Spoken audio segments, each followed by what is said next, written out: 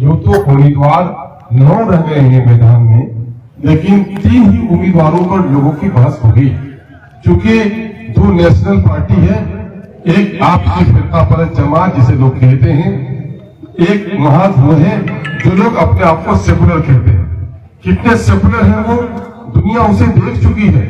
Secular इतने हैं कि आज मैं कह सकता हूं कि कांग्रेस ने अगर बाबरी मस्जिद में ताला न लगाया होता, मस्जिद न टूटती, तो हिंदुस्तान के हिंदू और मुसलमानों के दरमियान में मोहब्बत की दीवार कभी नहीं टूटती।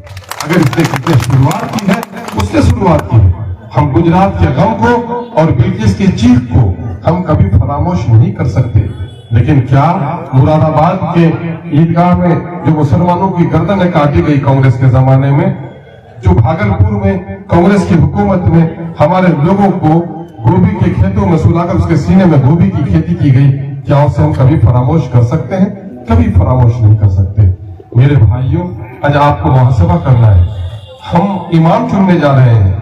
मेरा इमाम बड़ी अच्छी किरात करता था, आवाज बड़ी सुरीली थी, नगमेगियत थी उनके किरात में, लेकिन इत्तेफाक से अगर उनके गले में खराश की कोई बीमारी हो गई हो, अब अगर उनकी आवाज नहीं निकलती हो, क्या वो में इमाम हो सकता है? यहाँ बहुत सारे उलमा मुफ्तियान हैं, क्या इमाम हो सकता है हमारा? वो इमाम नहीं हो सकता। जब तकबीर ऊंची आवाज में कह नहीं सकता है, रद्द कर नहीं सकता है, तो फिक़ह का उसूल है ऐसे लोगों की इमामत दुरुस्त नहीं है। हमारे अकाबिर फरमाते हैं, अगर एक मल्लाह हमारा कश्ती का था और बहुत ही मजबूत बाजू वाला था, तूफानों से कश्तियां निकालता था, लेकिन हादसे में अगर उसके बाजू टूट गए हैं, तो क्या हमारी कश्ती का मल्लाह वो बन सकता है? नहीं। अगर ऐसे लोगों को आपने अपने कश्ती का मल्लाह बनाया, क्या उस कश्ती के डूबने में कोई असर बाकी रह जाएगी? नहीं रह जाएगी। तो क्या ख्याल है आपका कांग्रेस के उम्मीदवार के ताल्लुक से? लोग तो कहते हैं अरे हम तो कयादत के लिए उठे हैं, कांग्रेसियों तुम कयादत नहीं कर सकते, तुम अपने नेता की आयादत के लिए जाओ। हम उनके दोस्त हैं, हम चाहते हैं कि उस बेचारे ने 25-30 साल तक अमर पैसा की जैसी भी वो खिदमत की है, लोगों ने कबूल किया था उनको। आज बेचारा उस लायक नहीं है, उसको आराम करने दो। तुम दुश्मन हो उनके। जो शख्स मुस्कुराकर अपनी महफिलों में बोल नहीं सकता, जो अपने वजूद को लेकर चल नहीं सकता, दिल में कहीं उसकी तमन्ना नहीं है इलेक्शन लड़ने की, लेकिन कुछ लोग जबरिया तौर पर उसे उठा के लड़ा रहे हो। पार्टी को भी शऊर नहीं है कि उसे किससे टिकट देती है, लेकिन अमर वैसा के लोगों अब तो नौजवानों में शऊर है कि उसको वोट किसको डालना है। ये चंद लोग हैं, अभी हाजी साहब ने कही है बात, ये चंद लोग हैं जो लोग पट्टी के नाम पर दलाली करते थे, टाकाजनी करते थे, जो लोग उसका नाम लेकर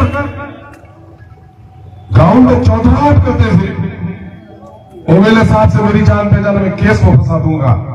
अमर वैसा के गरीबों, अख्तरुल ईमान जब आया था तो कहा था कि चौधराहट नहीं रहेगी, चौधरी के बाप की जागीर नहीं है बस्ती, माँ के पेट से आजाद पैदा हुआ हूँ, आजाद की आवाज को कोई रोक नहीं सकता। आज क्या सबब है, आज क्या सबब है? अधान हो या झंवारी हो, बकनिया हो, बरेली हो, पोठिया हो या गंगेली हो, चाहे सिरसी हो, दुश्मन हो के खपड़ा हो, चंदवार हो के दलमालपुर हो, गरीबों में एक बात जगी है कि कल तक तो एमएलए को हम लोग देख भी नहीं सकते थे, दूर से मिल भी नहीं सकते थे। अगर कोई बात करने जाते थे तो गांव का चौधरी डपट देता था, लेकिन अख्तरुल ईमान आया है तो खुलकर बात करते हैं, एक शेर पढ़ते हैं लोग। मैं किस लिए आया यहाँ? मैं लौटकर पोचा भवन चला जाता, लेकिन मैंने देखा है अमर वैसा के नौजवानों को और हमें जगाना है, और जब जगाने के लिए हम आए हैं, सबसे ज्यादा ये चौधरी परेशान है कि इस शख्स के जगाने से हमारी चौधराहट खत्म हो गई। चौधरियों सुन लो, देर से इनकलाब आया जरूर है, लेकिन जो इनकलाब यहाँ पर आया है वो जलजला बर्पा कर दिया है तुम्हारे घर। अभी जो बात कही, अल्लाह के रसूल ने असबियत का खात्मा किया। इस संसार का ईश्वर एक और हम सब एक माँ बाप के संतान हैं।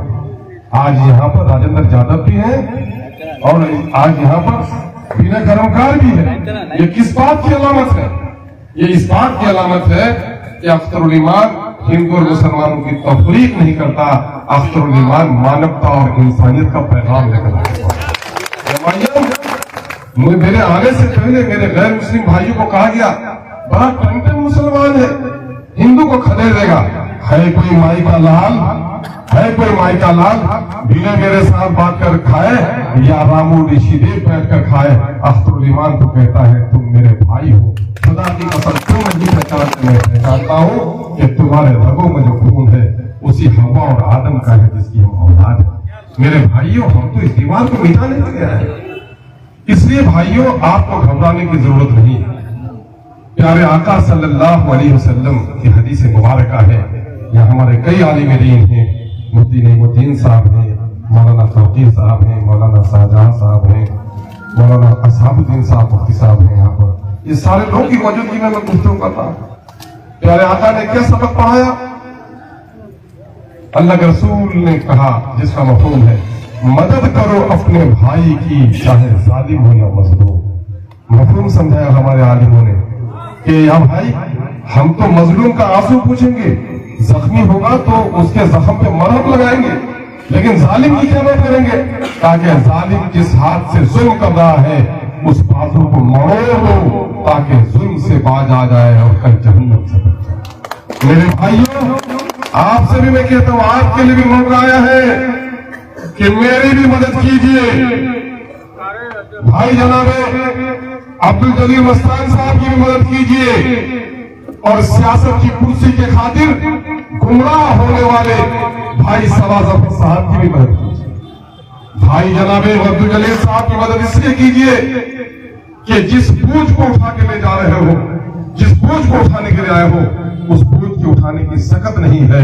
अगर तुमको हम अपना राहबर बना देंगे तो लोगों की आवाज नहीं उठा सकोगे, लोगों की आवाज नहीं उठा सकोगे तो कल कयामत में जवाबदेही देनी पड़ेगी। इसलिए बेहतर यह है कि आराम करो, उनको आराम करने के लिए दे दीजिए।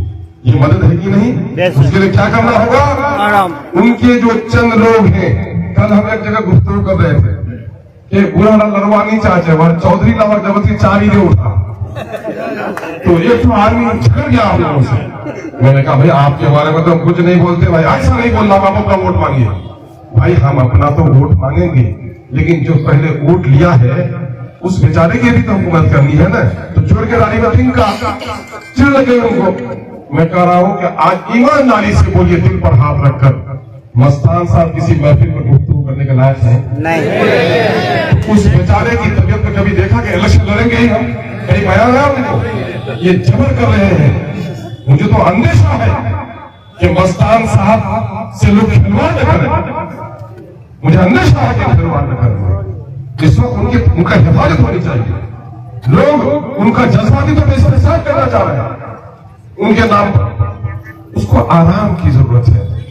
और जहां तक हम इलेक्शन लड़ते हैं, ये देसी और परदेसी के नाम पर नहीं, सही कहा किसी ने, बात अगर आगे बढ़ेगी दूर तक जाएगी। अगर पूछें कि सोनिया गांधी कहां से आई, कांग्रेसियों जवाब होगा कुछ तुम्हारे पास? अभी अभी कांग्रेस का हुक्का एक नौजवान पकड़ा है और वो देसी और विदेशी की बात करता है ना? तो उसको बोलो कि तुम्हारी जो नेत्री है प्रियंका गांधी कहां से लड़ने गई है, नैयर है कि ससुराल है? तो उनके पास जवाब नहीं होगा। जो बात कल तक जो एमके अकबर लड़े थे तुमको होश नहीं था उनका घर कहां था। ये कैसे ये लोग तोड़ने वाले लोग हैं, इनका जवाब देना पड़ेगा। दूसरी बात यह है कि घर का बेटा अगर मुझको उसकी 4 सूरतें याद है कुरान की और भतीजा हाफिज कुरान है तो इमाम कौन होगा तरावी का? भतीजा होगा। आप जबरे कहिए अगर नहीं मेरा ही बेटा। बीमार जब पड़ता है तो मजहब तलाश करते हो, रंग तलाश करते हो, जात और बरादरी देखते हो, नहीं देखते हो। तो यहाँ तो अमोर वैसा की तामीर होनी है। देखो घरों की तामीर करते वक्त उसका मजहब न पूछो मिस्त्री क्या है, उसके हुनर को देखो कि घर कितना खूबसूरत है। बिरयानी पकाने के लिए निजामपुर और कानकी से बावर्ची आ जाए और अमोर वैसा के फूल और सड़कों को अख्तरुल ईमान बनाने के लिए आए तो पेट में ऐठन है। अक्सर हुआ ऐसा है कि जिस आंगन में कोई दुल्हन काली होती है तो कभी नहीं चाहती है कि मेरी जेठानी पूरी आए। वो चाहती है कि मैं तो काली हूँ और काली कुटुट आए ताकि मुझसे ज्यादा मैं ही खूबसूरत बन के रहूं, है ना। मामला ये है, ये निकम्मे लोग जिन लोगों ने पुल नहीं बनाए, जिन्होंने सड़कें नहीं बनाई, जिन्होंने स्कूल की लड़ाई नहीं लड़ी। मंदर सती साहब हरियाणा के रिटायर्ड टीचर हैं, एजुकेशन का बहुत बड़ा काम करते हैं। वो अक्सर सवाल करते हैं कि साहब एक यहाँ पर गर्ल्स हाई स्कूल है ना हमारे में, गर्ल्स हाई स्कूल हर प्रखंड का मामला हुआ था। बताओ अमोर का तो हुआ, पैसा का प्रोजेक्ट हाई स्कूल कहाँ है? और आज क्या है वहां पर? प्रोजेक्ट हाई स्कूल नहीं है, आंगनबाड़ी प्रोजेक्ट हाई स्कूल नहीं, वो आंगनबाड़ी ये आपका ये है क्या कहते हैं वो कस्तूरबा है। प्रोजेक्ट हाई स्कूल नहीं है, कस्तूरबा एक अलग प्रोजेक्ट है। ये जुआ के रखा। नदियों के कटाव तब तक होते थे कि नहीं होते थे? कभी भी सैलाब के जमाने में यहाँ मैं समझता हूँ सादीपुर के लोग भी होंगे, मनवाड़े के भी होंगे, रसेली के भी होंगे लोग, हजरिया बिजलिया के भी होंगे, खारी के भी लोग होंगे, हमारे क्या कहते हैं सिरसी के चुनामारी के भी लोग होंगे, रंगलिया लालटोली के भी लोग हैं। ये बात बताइए, सैलाब के जमाने में कभी कोई विधायक खैरियत पूछने गया था? नहीं। और अख्तरूल आया तो नदियों के किनारे ही नहीं, तूफानों और अवसरों को लेकर मोटर बोट पर अपने इलाके का सर्वे कराया। और आज अल्लाह का शुक्र है कि आज एक पूरा शख्स अब बोलता कि नहीं तो से पहले लाकर कटाव नहीं रहे। मैंने कहा यार मेरे आने के बाद नौजवान बोलने लगे हैं तेजी से, नदियां भी अगर तेज हो गई है तो समझ लो कि अपने दिमाग के अंदर कितनी तेजी हो सकती है। बोले से पहले कटाव नहीं था। झूठ बोलते हैं लोग। मैं दावे के साथ कह सकता हूं अगर तरक्की का ख्वाब होता कांग्रेसियों के पास तो ये 5 साल बार के एमएलएशिप में लालू जी की हुकूमत में थे, वो समर्थन में, कांग्रेस की हुकूमत में समर्थन में थे। वहां के चीफ मिनिस्टर को लाते और अपने घर पर के चीफ मिनिस्टर साहब मुझको मत दीजिए, वजीर मत बनाइए, मेरी मां सिर्फ आपको देखना चाहती है। लेकिन आते चाहे जगन्नाथ मिश्रा होते, चाहे लालू प्रसाद यादव होते, सिरसी आते और आपसे ये कहते मस्तान साहब कि देखिए मैं सिरसी का एमएलए हूं, लोगों ने मुझे एमएलए बनाया है। देखिए इधर कनकी बहती है और उधर महानंदा बहती है। मैं किशनगंज जाता हूं तो मुझे आज 40 किलोमीटर पर जाना पड़ता ट्रेन के लिए। मैं अपना बलोग जाता हूं तो 9 किलोमीटर की दूरी है, 36 किलोमीटर पर जानी पड़ती है। कसम तो मैं नहीं खा सकता हूं, लेकिन मैं जानता हूं कि उसी वक्त दोनों पुल सेंक्शन हो जाता आज से 20 साल पहले। अगर 20 साल पहले ये पुल सेंक्शन हो जाते तो हमारे न जाने कितने बच्चे ग्रेजुएट होते, कितनी बेटियां ग्रेजुएट होती और न जाने कितने बच्चे मां के पेट में मरने से बच गए होते। नहीं पता है जुर्म किया आपने। और आज 2013-14 में बुनियाद रखी गई खारी रसेली की और 2 साल के अंदर पुल बनकर तैयार हो जाना था और 2024 तक पुल नहीं बना। और इस दरमियान में आप एमएलए रहे, इस दरमियान में आप 18 महीना में मिनिस्टर रहे।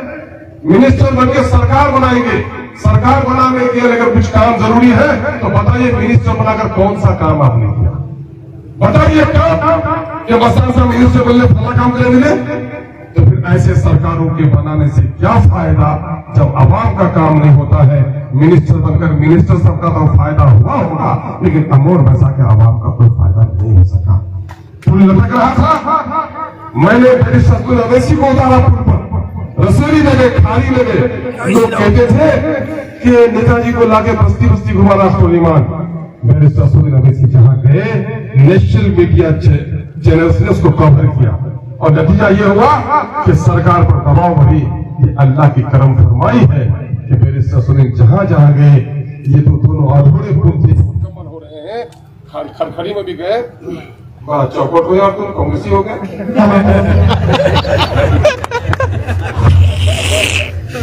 तो वहां पर रसेली भी, खाड़ी भी और खड़खड़ी का पुल